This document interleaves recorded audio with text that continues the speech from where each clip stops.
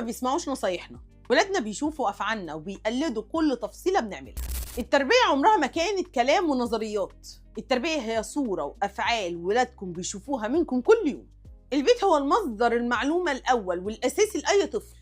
الطفل عامل زي الرادار، بيلقط نظرات عيونكم، نبرة صوتكم، طريقتكم في التعامل في أبسط المواقف. لو عايزين ولادكم يطلعوا أهل عطاء لازم يشوفوكم وانتوا بتجبروا خاطر الغريب، بتساعدوا المحتاج بابتسامة، بتتعاملوا بكرم مع القريب.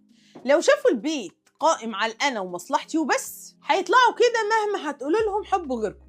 الصورة اللي بتتشكل في خيال ابنكم عن الحياة هي صورتكم انتم الاتنين في التعامل مع بعض وتعاملكم مع الناس. علموا العطاء بالممارسة، خليهم يشاركوا معاكم في تجهيز شنط رمضان أو جبر خاطر لجار محتاج. ولادكم هي النسخة اللي هتفضل عايشة منكم، فكونوا انتوا الأصل الكويس لتشكيل شخصيته.